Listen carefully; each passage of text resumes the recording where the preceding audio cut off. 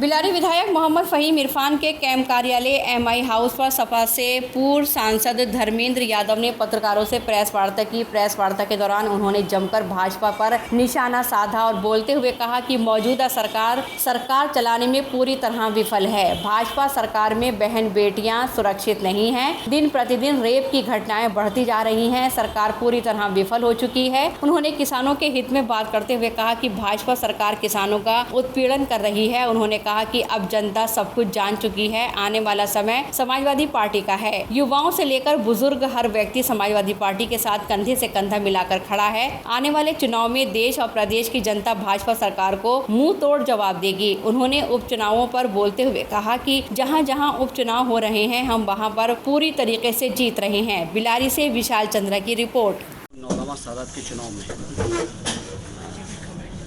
लगे हैं, चूँकि फहीम भाई की वालदा का देहांत हुआ और उस समय कोविड का ऐसा माहौल था, हम नहीं आ पाए थे।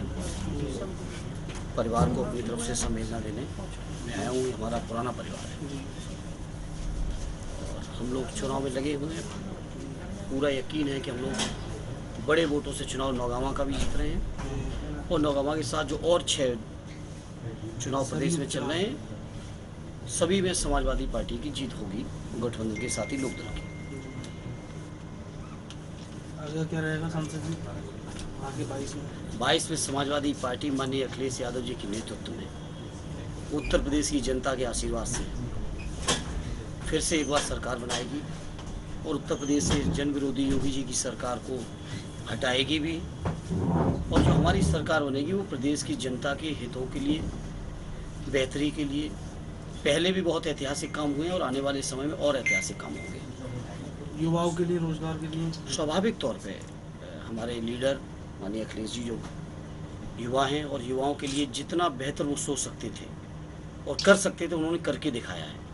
आज हम फख्र के साथ कहते हैं कि हमारे लीडर को अब इस बात की कहीं सबूत देने की ज़रूरत नहीं है, क्योंकि जनता के बीच उन्होंने इतने काम कर दिए हैं, लोगों का यकीन और भरोसा उनके ऊपर है।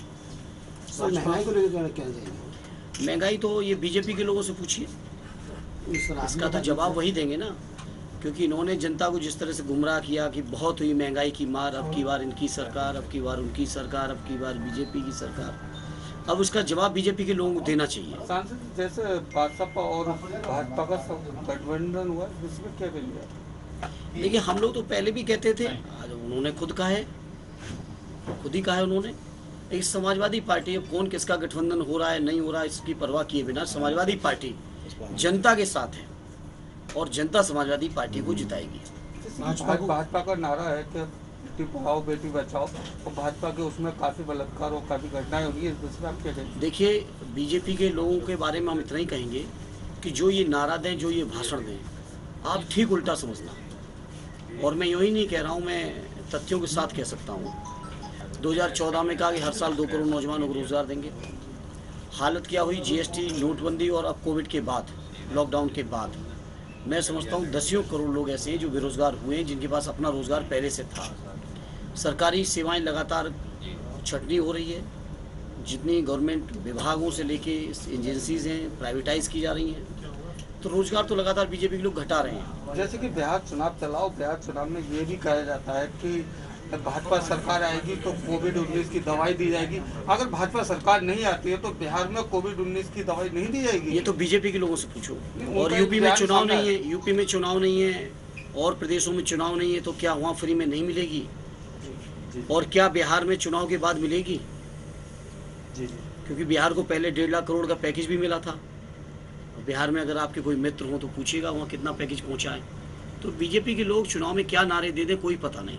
किन मुद्दों को लेके 22 में समाजवादी भाजपा को खेलेगी? या समाजवादी पार्टी जो उत्तर प्रदेश की दुर्दशा की है इन्होंने, उत्तर प्रदेश में जिस तरह से निर्दोषों के इनकाउंटर हो रहे हैं, दोषियों को बचाया जा रहा है, हाथरस की घटना ज्वलंत आपके सामने है।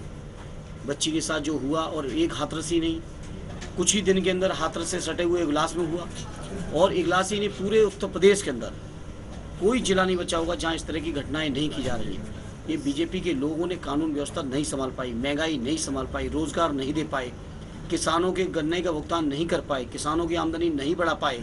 और अब तो ये जो कानून बनाए हैं कृषि बिल, उसके माध्यम से किसानों की ज़मीन भी कॉर्पोरेट कंपनीज को देने की तैयारी इन्होंने कर ली है।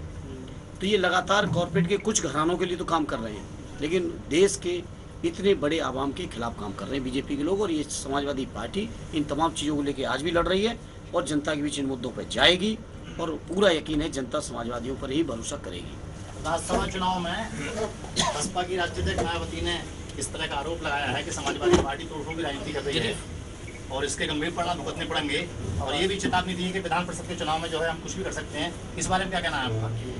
तो ये बात हम लोग तो पहले से कहते रहे, अब उन्होंने खुद अपने मुंह से कहा है, खुद ही अपने मुंह से कहा। ये बात तो हम लोग तो पहले भी कहते रहे कि गठबंधन इनका रहता रहा, बीजेपी और बहुजन समाज पार्टी ने हमेशा गठबंधन किया है। ये बात तो हम लोगों ने बहुत पहले कही है।